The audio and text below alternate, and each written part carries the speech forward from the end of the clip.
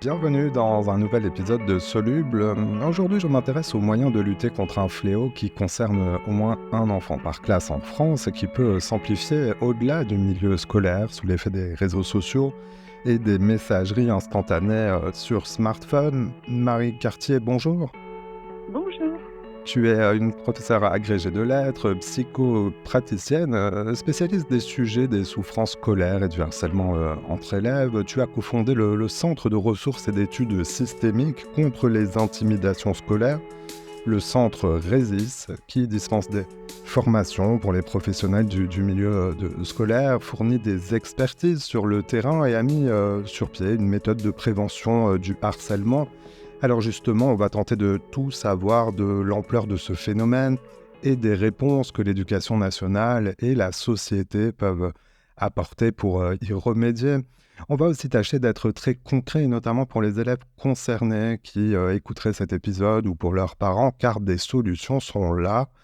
Mais d'abord, on veut en savoir plus sur toi, sur ton parcours. Peux-tu nous dire comment tu as décidé de t'engager sur ce sujet ? Eh bien, en fait, j'ai découvert le sujet en réalité en étant enseignante moi-même, hein. J'étais enseignante dans l'éducation nationale et j'ai eu des cas que je ne savais pas du tout traiter et pour lesquels il n'y avait pas vraiment de réponse dans l'institution. Il faut bien le dire à l'époque. Donc c'est comme ça que je l'ai découvert, mais ça faisait partie des souffrances scolaires en général qui étaient très très présentes au quotidien, je veux dire, hein, que ce soit les souffrances des élèves qui décrochaient, ceux qui vivaient mal justement dans les liens avec leurs camarades, qui changeaient de comportement d'ailleurs, ça m'a beaucoup frappé, qui changeaient de comportement en fonction du moment où on les recevait seuls ou alors lorsqu'ils étaient en groupe, c'était plus les mêmes.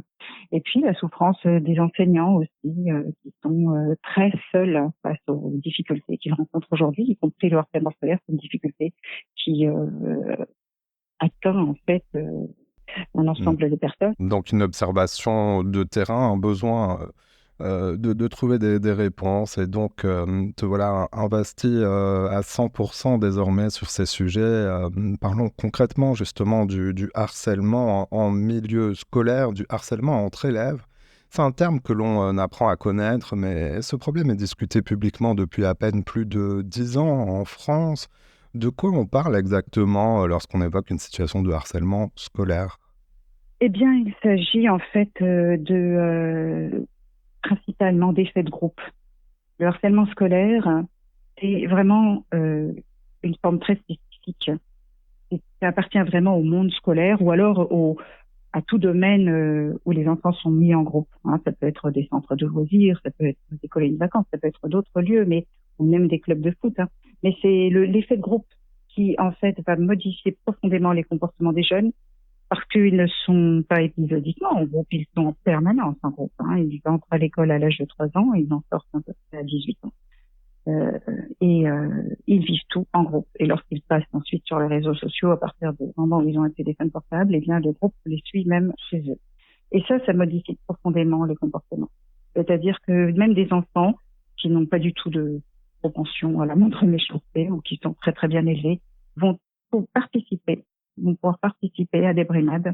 Et ces effets de groupe sont ce qui crée chez la victime une sidération et une angoisse telle qu'elle perd très très vite confiance en elle et qu'il y a cette espèce de coup de piège qui se referme. Donc c'est vraiment ça le harcèlement scolaire, c'est un piège dans lequel tout le monde tombe, à la fois ceux qui intimident et ceux qui sont intimidés. Alors, qu'est-ce qu'il y a en jeu dans cet effet de groupe ? C'est un rapport, j'allais dire, de domination de quelques-uns sur un enfant qui, à ce moment-là, ou un adolescent, est perçu comme hors du groupe ou moins fort. Vous savez, le harcèlement scolaire peut vraiment toucher n'importe quel enfant et ils le savent. Ce sont les adultes qui croient qu'il y a des profils. Les enfants savent très bien que ça peut leur arriver à tous et c'est même ce qui les pousse à se réfugier dans le groupe. Celui qu'on considère souvent comme le harceleur en chef, c'est parfois celui qui a le plus peur que cela lui arrive. Et certains harceleurs sont d'ailleurs des anciens harcelés, hein, et qui ont trouvé ce moyen-là pour essayer de ne plus vivre ce qu'ils ont vécu. Donc, en réalité, tous les enfants savent qu'ils peuvent être la prochaine victime. Et c'est cette peur, justement, c'est justement cette crainte-là qui fédère le groupe et qui fait que malgré le dégoût que certains peuvent avoir, hein, la réticence qu'ils peuvent avoir à se moquer, à être désagréable avec un camarade, eh bien, ils vont quand même le faire. Moi qui ai rencontré beaucoup d'élèves victimes en consultation, j'ai été frappée par des témoignages qui me disaient que tiens, tel camarade est tellement sympathique lorsqu'on le rencontre au judo, et par contre, en classe, il devient comme les autres. Vous voyez. Donc, Euh, c'est le même élève, le même enfant, pardon, et il a des comportements très différents en fonction du contexte. Le contexte du groupe, c'est un contexte vraiment qui, en fait, conditionne. C'est un conditionnement auquel il n'est pas possible d'échapper s'il n'y a pas quelqu'un qui impose une autorité plus forte que celle du groupe, c'est-à-dire un adulte, qui impose une règle de respect qui est plus importante que celle que le groupe a imposée à ses membres. donc, en effet, pas de profil type, Non.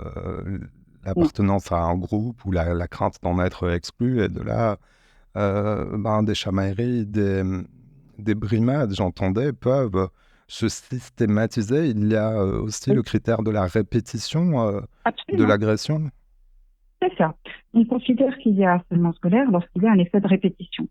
Cela dit, il suffit de 2-3 fois pour que le piège se referme, hein, et qu'ensuite le pli soit pris. Vous voyez, une sorte de pli qui est pris, qui est très difficile à défaire.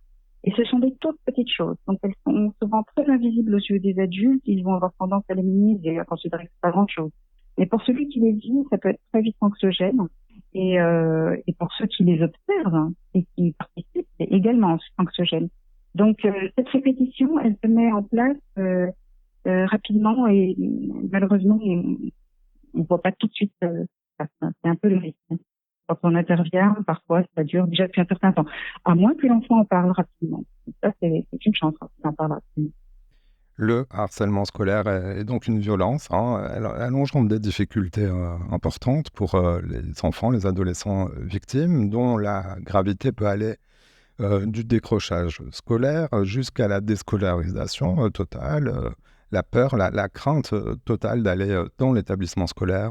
Ça peut aussi emporter donc des conséquences sociales, mais aussi de santé psychologique, comme l'anxiété, la dépression, la somatisation, et plus grave encore, des conduites autodestructives, voire des pensées suicidaires. Alors on comprend face à la gravité des conséquences du harcèlement euh, qu'il est important d'agir rapidement, que les adultes doivent avoir connaissance des faits. Est-ce que c'est la priorité, j'allais dire le plus simplement du monde, d'être au courant qu'un enfant est en danger? Oui. La priorité, c'est que les adultes ouvrent vraiment les yeux sur ce que vivent les enfants au quotidien. Je pense que il y a quand même beaucoup de progrès qui ont été faits en France, il faut le dire, mais tout de même, il y a encore une tendance à minimiser et à ne pas, tout simplement, ne pas comprendre ce que c'est que de vivre tout en groupe. Tous ces apprentissages, tous ces moments de loisirs, euh, sous les yeux des autres. C'est-à-dire qu'on doit toujours être attentif à l'image qu'on envoie aux autres. Ça, c'est vraiment une épreuve et qui accompagne toute la croissance de l'enfant.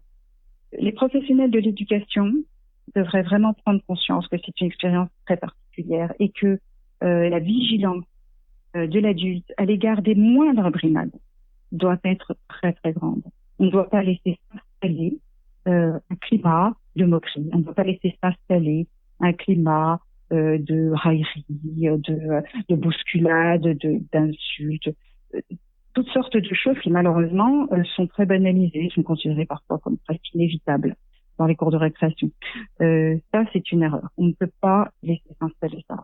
Il y a là, alors c'est assez difficile à entendre, hein, mais il y a là une responsabilité de l'institution qui est majeure. Le harcèlement scolaire, c'est un problème de l'institution scolaire. C'est l'institution scolaire qui permet l'émergence de ce phénomène. Donc, c'est vraiment l'institution scolaire qui doit être capable de vigilance, de mettre en place des dispositifs qui permettent de libérer la parole de ceux qui en souffrent et ensuite d'apporter un accompagnement efficace et qui recadre et qui pacifie les relations. C'est vraiment un devoir majeur. Un devoir majeur. Quelques chiffres pour prendre la mesure de l'ampleur du problème. Selon les résultats du baromètre du harcèlement en milieu scolaire publié En 2023, ce phénomène touche en moyenne 5% des écoliers, 6% des collégiens et 4% des lycéens.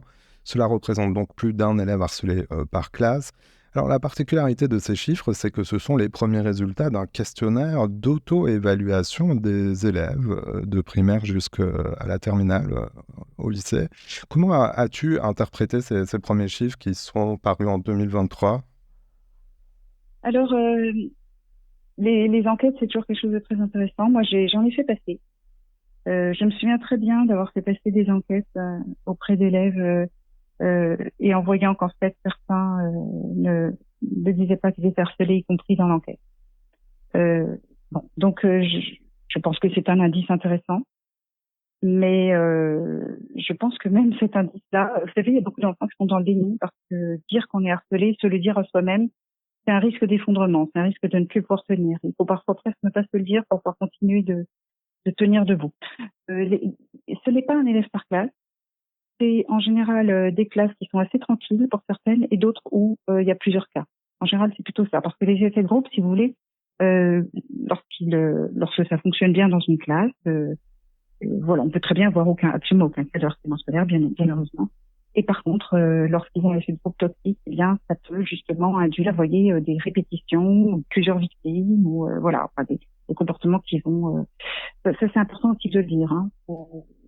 Oui, voilà, Il y a un effet de classe, un effet classe. c'est être attentif à cet effet de groupe dont on parle depuis le début, c'est la priorité dans le monde des adultes. Les enfants, les adolescents, alors plutôt les adolescents qui pourraient nous écouter au gré de leurs recherches sur Internet, comment ils peuvent situer la, la particularité de ce phénomène pour eux-mêmes? C'est-à-dire qu'un effet de groupe, tu le disais, ils ont vécu pour l'instant toute leur vie sous les regards d'un groupe, que ce soit familial ou un groupe scolaire. Qu'est-ce qui doit les alerter, non pas pour eux-mêmes seulement, mais pour la physionomie de leur groupe? Qu'est-ce qu'un groupe qui est propice au développement du harcèlement? Alors le groupe familial, ça n'a rien à voir, hein, parce que c'est un mélange de générations, c'est quelque chose d'assez naturel. Le groupe scolaire, c'est très artificiel. Hein, on a tous le même âge, on est placés sans se connaître au départ ensemble. Donc, et c'est là qu'il y a plus de risques. Enfin, c'est pas du tout la même chose, en tout cas, c'est pas du tout le même milieu. Donc, on parle vraiment de harcèlement scolaire. Qu'est-ce qui peut alerter un enfant? Oui, je pense que un enfant qui en fait, il faut être très lucide. Si on commence à avoir peur de dire ce qu'on pense et d'être avec ceux qui nous plaisent, avec ceux avec qui on a envie d'être, si on se rend compte qu'on commence à obéir à d'autres logiques, il faut se rendre compte que là, ça devient dangereux. Si on se rend compte qu'on rejette un camarade parce que tout le monde le rejette, alors qu'en soi, on n'a rien contre lui, si on se rend compte que, vous voyez, après, c'est difficile de s'en rendre compte. Quand on est pris dans une influence, souvent, on a du mal à être lucide, hein, y compris pour les adultes. Mais peut-être se poser cette question de temps en temps. Si on a la chance de pouvoir dialoguer quotidiennement avec des personnes qui prennent soin de nous, que ce soit des professionnels, même dans l'établissement scolaire, qui vont s'intéresser à nous, que ce soit de la famille, ça peut nous aider aussi en tant qu'adolescents ou enfants à prendre conscience un peu de ce qu'on vit. Tout seul, c'est parfois difficile. Bon, pour simplifier, la vie en groupe, c'est forcément, il y a plein d'avantages, plein d'intérêts, notamment éducatifs, évidemment, à l'école. Mais lorsque cela nous fait du mal ou nous fait nous ressentir pas bien, avant même de recevoir des brimades, là, il y a matière à se questionner. Le gouvernement français a mis en place en 2021 un plan de lutte contre le harcèlement qui s'est généralisé en 2023 à tous les établissements, donc des écoles jusqu'au lycée. Il s'agit du programme phare, un plan complété par un programme interministériel qui fait intervenir d'autres administrations au-delà de l'éducation nationale. Alors sans être exhaustif, quels sont les principaux outils et les mesures prévues actuellement en 2024 en France? Est-ce que l'accent est mis sur la prévention suffisamment? Alors, le programme phare est un programme très intéressant et très ambitieux qui doit se donner les moyens de sa réussite. C'est une question de moyens, parce qu'il y a qui fait un petit peu défaut. Mais c'est un programme qui a été conçu autour d'une idée que nous avons portée au Centre Régis, il faut le dire quand même.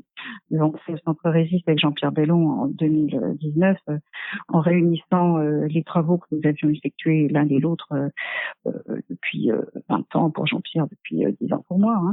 Donc l'idée principale, c'est une équipe par établissement. Il faut une équipe d'adultes volontaires, mobilisés, qui se forment dans chaque établissement. C'est-à-dire qu'au sein même de l'établissement scolaire, au plus près de là où se passent les problèmes, il faut des adultes qui soient compétents et mobilisés, donc il faut du volontariat, les adultes que ça intéresse, qui ont envie, pour savoir en fait prendre en charge ces situations, savoir communiquer sur ce sujet et savoir créer finalement une dynamique dans l'établissement scolaire qui permettent aux élèves de se sentir en sécurité, sentir qu'ils ne seront pas seuls s'ils rencontrent ce genre de problème. Le programme phare, c'est quand même construit autour de ça, avec en plus le dispositif des ambassadeurs, des élèves ambassadeurs, qui complètent, puisque ça permet de sensibiliser des élèves volontaires qui eux-mêmes vont être attentifs à ce qui se passe et peut-être voir des choses que les adultes ne voient pas et permettre aux adultes d'ouvrir les yeux sur des phénomènes qui se passent. Vous voyez, c'est des élèves ambassadeurs, c'est très intéressant. Et puis par ailleurs, il y a eu aussi cette mesure de la prévention par des heures de sensibilisation où on aborde en classe la question du harcèlement scolaire. C'est un sujet extrêmement délicat. C'est sans doute un des aspects les plus difficiles à faire, la sensibilisation en réalité. Le traitement est quelque chose en réalité moins risqué. Alors, prévention, formation. Arrêtons-nous un peu sur la question de la formation. On comprend que ce sujet a été pris en compte assez tardivement, finalement, par l'éducation nationale, alors de façon globale et même en le nommant publiquement, le harcèlement scolaire, ça fait pas si longtemps que ça. Je lisais en préparant cette émission, ça fait depuis une dizaine d'années que c'est véritablement discuté publiquement. Est-ce que c'est pour ça, est-ce que c'est parce qu'il y a une prise en compte assez tardive que le besoin de formation est si important? Et deuxième question dans ce sujet, quelle est la nature de ces formations? Alors vous avez tout à fait raison, la France a pris un retard énorme par rapport à la plupart des pays occidentaux et les pays d'Europe du Nord en particulier. On a 30 ou 40 ans de retard sur les pays scandinaves, donc les dégâts sont importants chez nous puisque on a continué à fermer les yeux, on a continué à minimiser et on a continué à raisonner de manière fausse. Et donc c'est beaucoup de mauvais réflexes et de mauvais raisonnements perdurent encore. Une dizaine d'années, comme vous dites, c'est pas très long pour faire vraiment changer en profondeur les mentalités. C'est pas encore gagné. Donc les formations sont effectivement absolument essentielles. Il faut former un maximum de personnel, au moins à comprendre ce qu'est le phénomène, à ouvrir les yeux sur ce fait pour ne cesser de nuire et de faire des erreurs, au moins déjà ça.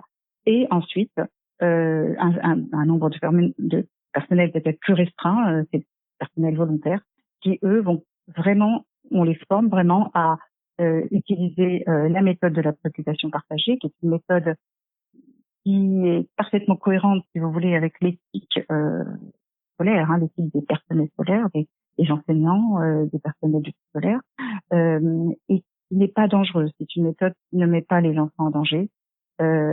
Donc une dimension de prudence quand même toujours à avoir quand on traite ce sujet. On ne peut pas jouer aux apprentis sorciers. C'est une méthode qui en réalité est déjà ancienne puisqu'elle a été créée dans les années 70 par Annette Alpikas en Suède. Et avec Jean-Pierre Bellon, nous l'avons refondée, beaucoup enrichie parce que nous avons apporté toute la partie soutien de l'élève cible de sa famille et nous avons pensé les choses de manière un peu plus globale. Puis nous avons ajouté beaucoup de conditions de réussite de cette méthode par rapport aux spécificités du système français. Donc voilà, c'est une méthode qui est vraiment taillée sur mesure, je dirais, pour permettre de la manière la plus économique possible en termes de temps aux professionnels de terrain de traiter ces situations sans mettre en danger des élèves. La méthode de la préoccupation partagée, si je simplifie, c'est de désamorcer dès le début une situation, désamorcer cet effet de groupe, repérer. Elle repose sur le dialogue avec les enfants, évidemment. En tout cas, il repose sur des entretiens très spécifiques qui doivent être menés dans les règles de l'art avec tous les enfants concernés. Alors, il y a ceux qu'on mène avec les enfants qui sont cibles des brimades. L'enfant cible de brimade doit être reçu d'une certaine manière, très spécifique. Il doit être protégé, rassuré, écouté, accompagné sur le long terme.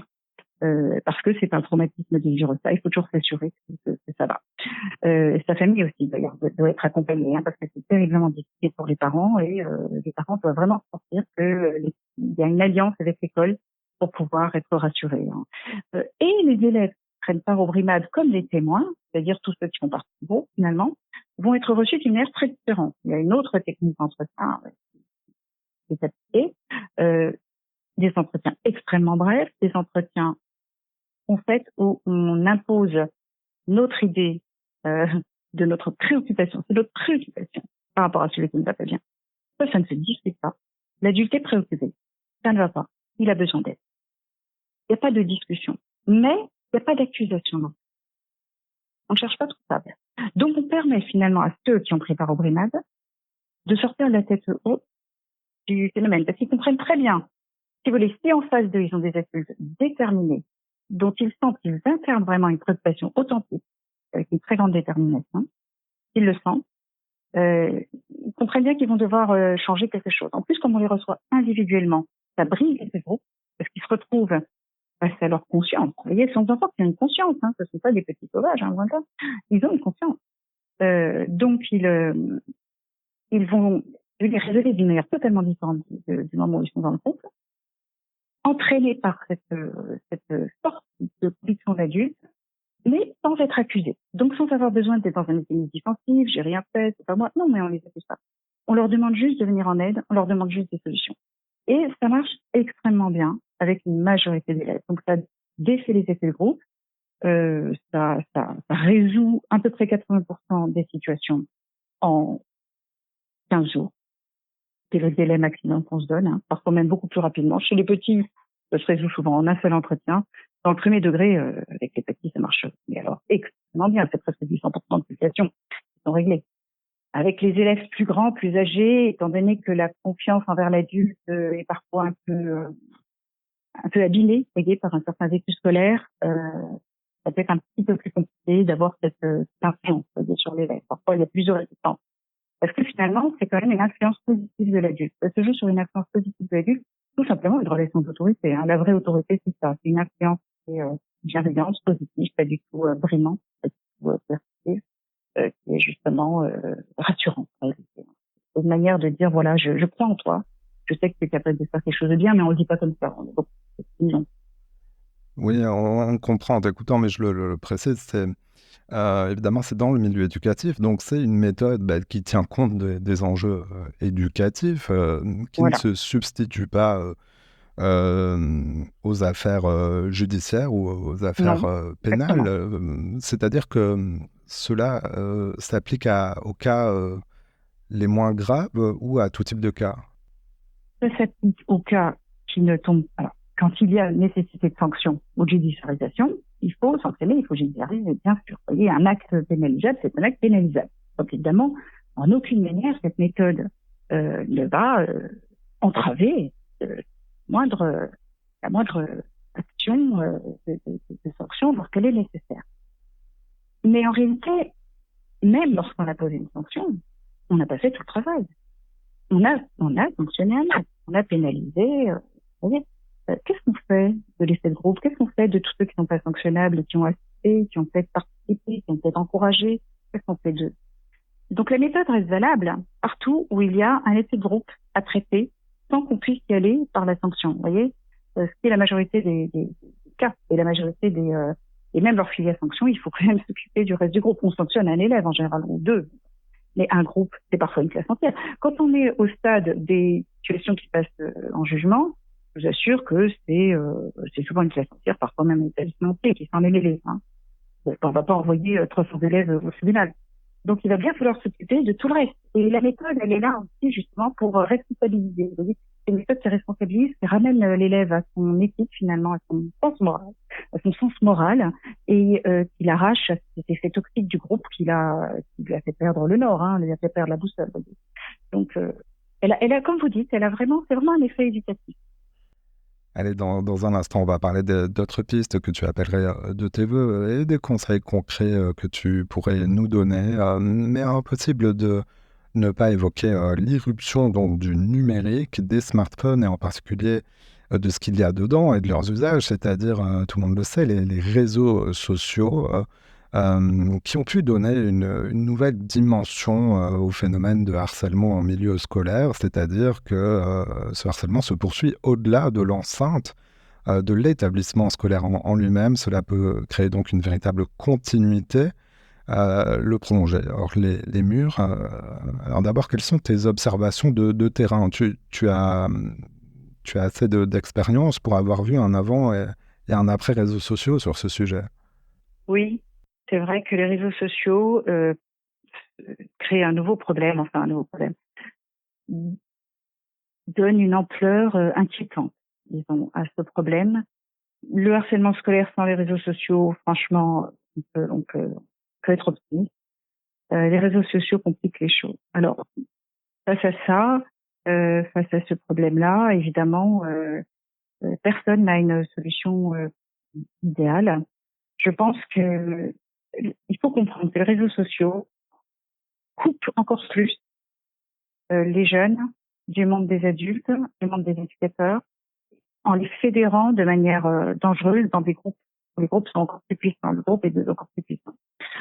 Donc, ça nous oblige à réagir en se disant, mais comment recréer du lien entre l'éducateur et l'enfant ou l'adolescent? Si on met pas les moyens pour créer ce lien, que ce soit dans la famille, ou que ce soit dans les institutions, eh bien, on va laisser dans une grande solitude tous ces jeunes. Et cette solitude est terriblement dangereuse pour eux. Les réseaux sociaux créent une grande solitude. Et ils font écran, hein, le mot écran est très parlant. Hein. Ils font écran avec le contact humain, ils font écran avec même la pensée claire qu'on peut avoir lorsqu'on s'arrache à tout ça. Oui, c'est vraiment une grande difficulté.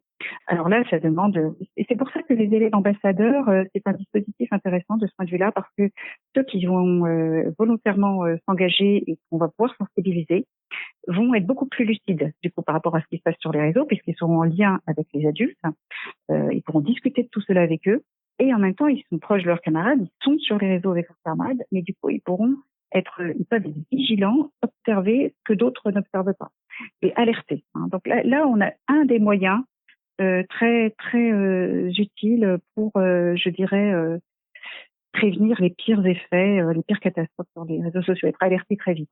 Ensuite, il y a autre chose qui est important. Les réseaux sociaux culpabilisent tout le monde. On a remarqué que les parents se plaignaient beaucoup plus volontiers en téléphonant, vous savez, par les numéros verts 3020, aujourd'hui 3018, d'une situation de harcèlement que d'une situation de cyberharcèlement. Parce que dès lors qu'il y a du cyberharcèlement, tout le monde se sent coupable. Les parents se sentent coupables parce qu'on va leur dire vous avez laissé votre enfant avec un téléphone, sans surveillance, sans je ne sais quoi. L'enfant se sent coupable, il a encore moins le courage d'aller demander de l'aide parce qu'il se dit oui, mais moi-même, on va me reprocher ci ou ça. Qui n'a pas fait, vous voyez, de messages qu'il n'aurait pas dû faire, etc.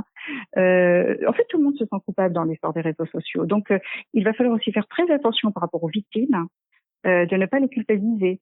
De ne pas dire ah oui mais pourquoi tu as posté cette photo-là de toi, regarde, tu t'es mise en danger, pourquoi tu as vous voyez, on a souvent un réflexe qui culpabilise davantage et ça c'est un véritable piège parce que du coup on se rend compte qu'il y a un silence sur et quand ça apparaît c'est souvent très grave quoi.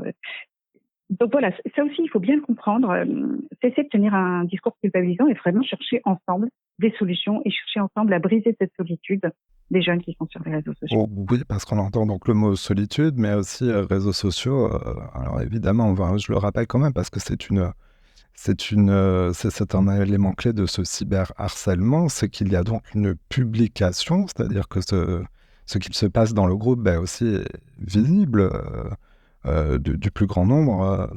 Et cet enjeu de publication emporte d'autres conséquences. Tu alertes sur les dangers. Alors tu disais une photo qu'on n'avait pas envie de poster. Et il y a aussi un danger qui apparaît autour du sexting pour les adolescents les plus grands. Peux-tu nous dire ce que c'est pour les moins informés d'entre nous et les dangers qu'il y a autour du sexting?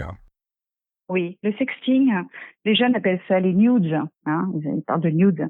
Le sexting, c'est à la base, c'est un, lorsqu'une photo ou une vidéo qui aurait dû rester dans le domaine privé se trouve partagée, échappe à son possesseur, hein, à la personne qui est concernée, et est diffusée comme ça sur, vous voyez, diffusée et de façon plus ou moins large, mais en tout cas auprès de personnes qui ne devraient pas la voir.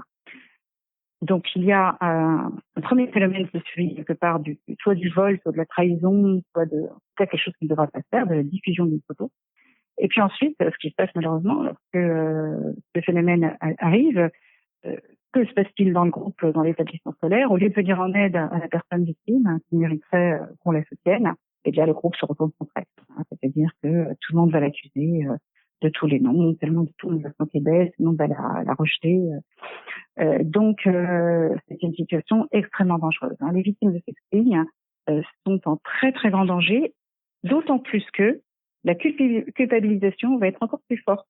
Étant donné que ça touche souvent au corps, hein, c'est-à-dire que ce sont des photos de séduction en général, hein, donc ça concerne très souvent des jeunes filles qui auront une photo d'elles, parfois un peu dénudée, ou on leur reprochera on leur reprochera quelque chose. Les critères pour les reproches, c'est parfois très incertain, mais en tout cas, les adultes eux-mêmes, et ça, on le voit encore maintenant, hein, lorsqu'on parle du sexting, les adultes eux-mêmes dans les salles nous disent, ah oui, mais quand même, les jeunes, il faut pas qu'ils publient ce genre de photos, il faut pas qu'ils prennent en photo, il faut pas. Vous voyez, donc les adultes ont ce réflexe de considérer que le problème, c'est la victime. C'est extrêmement horrible, c'est vraiment horrible. Donc là, il y a quelque chose à corriger avant tout dans le regard des adultes et dans la compréhension des adultes. Et c'est presque criminel hein, de dire ça. Si on considère que la victime est coupable, on la pousse vraiment dans le gouffre. Parce qu'il faut savoir que ces élèves-là sont au bord du gouffre. Mmh. Et donc, oui, alors tu disais les adultes, alors c'est pas tous les adultes justement, heureusement, mais il y a donc ce Heureusement, oui. phénomène de groupe. Alors je le dis pour les jeunes qui nous écouteraient, il y a donc des personnes de confiance à contacter dans ce cas-là, si on ne perçoit Bien pas la sûr. confiance, des adultes, Il les faut plus proches de absolument soi. trouver une personne de confiance, absolument. Il faut vraiment. Mais ça, c'est aussi à l'institution de mettre en place dans chaque établissement justement ces équipes. Et ces équipes, ils sont des adultes formés, bien informés, vont pouvoir communiquer sur le sujet, rassurer les élèves, dire si ça vous arrive, vous n'êtes pas coupable, nous serons avec vous, vous n'avez rien à craindre. Ceux qui sont coupables, ce sont ceux qui partagent la photo, ce sont ceux qui retournent contre la victime. La victime, juridiquement, est absolument innocente et moralement est absolument aussi innocente. Donc, si les adultes ont un discours clair, je vous assure que les jeunes vont aller chercher de l'aide auprès d'eux. Et en cas de difficulté ou même si on a des personnes de confiance, on peut aussi donc contacter le numéro de téléphone gratuit, le Le numéro vert, 30-18. le 30-18. Il y a eu la création même donc d'un délit spécifique au harcèlement. Donc il y a tout cet aspect à prendre en compte. Évoquons d'autres conseils concrets que tu pourrais donner aux enfants ou aux adolescents victimes de harcèlement au sens large, et donc pas exclusivement le cyberharcèlement ou le sexting, mais aussi s'adresser à leurs parents. J'indique que tu reçois régulièrement et tu as reçu depuis des années des dizaines de personnes en consultation. Tu as donc une vision de terrain. C'est un coup de tonnerre dans la vie d'une victime, mais je le disais, des solutions sont là. Par où commencer, si on peut dire? Comment c'est pour la victime ou pour ses parents? Alors commençons par la victime. Bon, moi je pense quand même que la victime, elle a intérêt à en parler à ceux auprès de qui elle sent qu'elle trouvera de l'écoute. Et peut-être que si elle, auprès de ceux qui l'aiment, je pense que elle, la victime elle-même hein, peut, si vous voulez, donner des consignes quelque part à ceux qu'elle aime quand elle veut leur parler. Euh, on peut dire à son père, à sa mère, j'ai besoin de te raconter quelque chose, mais j'ai vraiment besoin que tu m'écoutes, que tu m'interrompes pas, que tu me donnes pas de conseils, que tu m'écoutes et que tu ne décides pas à ma place. À la rigueur, vous voyez, c'est peut-être pas facile, mais oui, moi je donnerais ce conseil d'aller voir quelqu'un dont on sait qu'il prend vraiment soin de nous, qui nous aime, qui ne nous juge pas, mais et de lui dire, parce que sinon, l'adulte croit toujours que il doit immédiatement, surtout les parents, immédiatement agir, immédiatement réagir, immédiatement donner des conseils, immédiatement. Vous voyez, et ça fait très peur en fait aux jeunes, parce que c'est très complexe une situation de harcèlement, c'est très délicat. Si on agit maladroitement, on peut aggraver les choses, on peut créer un problème plus grand. Donc, c'est le plus difficile de conseiller les victimes, si vous voulez. Il faut trouver quelqu'un de confiance qui vous écoute, qui vous, qui vous respecte, qui ne vous juge pas. Moi, je dirais aux victimes, sachez que vous n'y êtes pour rien. Tout le monde va vous faire croire que vous y êtes pour quelque chose. Non, vous n'y êtes pour rien. Ça arrive à n'importe qui. C'est comme se prendre les pieds dans le tapis. Ça arrive à n'importe qui. Donc, ça, c'est quand même très important que les victimes le sachent. Vous n'y êtes pour rien. Ensuite, trouvez quelqu'un de confiance. Si un premier adulte n'a pas l'air de comprendre, trouvez-en un autre. Réfléchissez à qui pourrait vous écouter et demandez à cette personne de vous écouter attentivement, de vous laisser parler et de ne pas chercher tout de suite à sauter sur des solutions. À moins que ce soit une personne, évidemment, qui soit dédiée au traitement de ces situations. Évidemment, elle saura écouter, mais elle saura aussi aller tout de suite dans le bon sens. Oui, et même rappeler donc qu'il existe des personnes dans les établissements scolaires, évidemment. Alors pour les parents d'élèves, faut-il en parler à partir de quel âge? Alors là, c'est en termes de prévention de dire que ce phénomène existe, parce qu'il faut quand même être au courant, même si l'école commence à en parler dans des heures de sensibilisation. Oui, moi je trouve qu'il faut en parler, mais de manière indirecte. Il faut s'intéresser à ce que vivent les enfants et plutôt poser des questions du genre dès les petites classes. Hein, est-ce que comment ça se passe avec les copains? Est-ce qu'il y en a qui se moquent parfois? Il y en a qui sont. Est-ce qu'il y en a qui poussent ou qui disent des méchancetés? C'est plutôt ça. Parler de choses concrètes, les faire raconter et dire oui parce que la moquerie. Non, personne ne doit se moquer, personne ne doit subir la moquerie. Alors, ça suppose aussi que nous, on se moque pas quand même. Hein. Je crois que les adultes doivent vraiment assumer là quand même un peu un comportement cohérent. Hein. On se moque pas des autres enfants, on se moque pas à table de son enfant parce qu'il fait pas quelque chose. Non, en fait, la moquerie n'est absolument pas éducative, donc on bannit ça tout simplement. Voilà, on n'a qu'à se moquer ailleurs entre adultes si on veut, mais non, le domaine des enfants, on le protège de la moquerie, on le protège de critiques acerbes, ironiques, etc. Et on s'informe sur ce qu'ils vivent. Et on éduque aussi son enfant à ne pas se moquer des autres. Mais on lui apprend qu'il n'a pas à subir lui-même une moquerie. Vous voyez, et c'est en parlant de ces choses-là, très concrètes, hein, qu'on sensibilise. Le mot harcèlement, il ne faut pas le prononcer.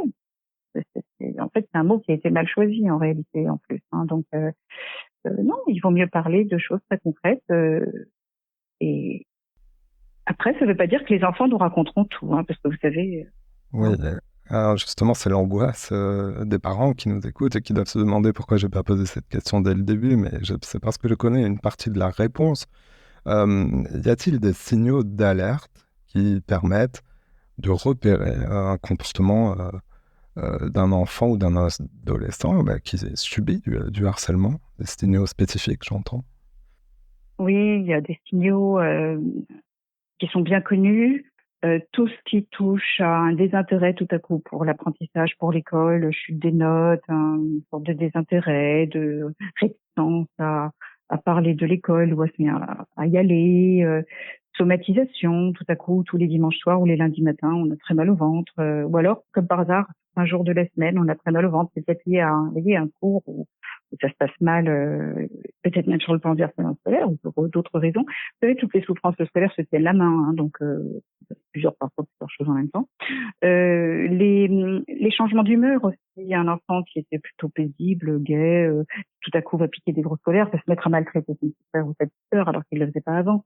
Des changements comme ça de tempérament, parfois même des troubles alimentaires se développent, des insomnies, des cauchemars. En fait, tout signe de souffrance, tout signe de refermement aussi, d'enfants qui se referment sur soi. Vous voyez, Mm. n'a plus de gaieté. Enfin, voilà, tout ça doit nous alerter Alors, le plus compliqué, c'est peut-être le décrochage scolaire et la chute des notes, parce que très souvent, les parents vont réagir en se disant, mais ils travaillent plus, ils vont fonder l'enfant, ils vont passer à une surveillance accrue, en passant finalement un peu à côté du vrai sujet. Donc ça peut être très douloureux pour tout le monde. Et ma dernière question, c'est de l'autre côté du harcèlement. C'est du côté des harceleurs ou des harceleuses. On a bien compris que on peut tomber lorsqu'on est enfant de chaque côté de la ligne, selon les Oui, circonstances personnelles et du groupe. oui. Mais lorsqu'on est parent, peut-on repérer un comportement de son enfant qu'on ne voit pas par définition à l'école qui se définit comme un comportement de harceleur? Écoutez, franchement, non, c'est bien la grande difficulté. C'est bien la grande difficulté. L'enfant est très différent dans sa famille, il va être très différent dans d'autres contextes, même où il est avec les mêmes camarades. Hein. Et en classe ou dans la cour, ce sera pas forcément les mêmes comportements. Bon, je dirais que non, il y a pas de. Vous savez, les harceleurs ne sont pas les enfants des autres, en fait. Hein. Moi, je pense que sur une scolarité de 15 ans, tout enfant jouera un peu tous les rôles. Vous voyez, tout enfant sera à un moment ou à un autre pris un peu dans chaque situation sans qu'on s'en aperçoive. Donc, il faut être très lucide, très humble.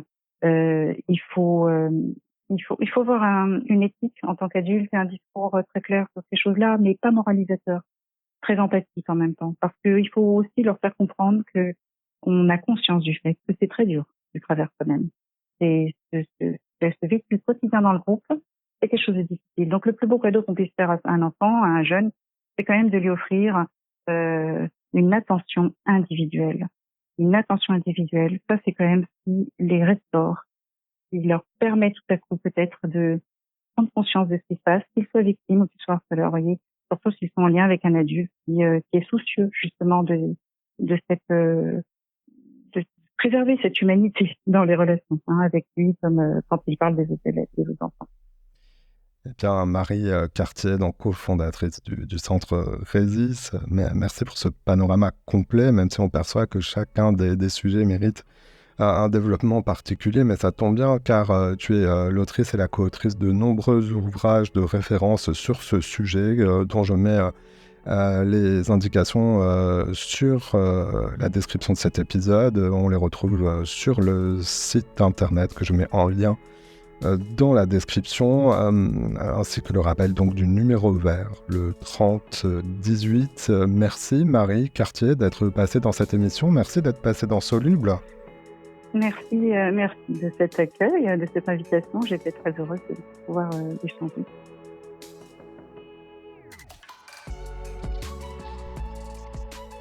Voilà, c'est la fin de cet épisode. Si vous l'avez aimé, notez-le, partagez-le et parlez-en autour de vous.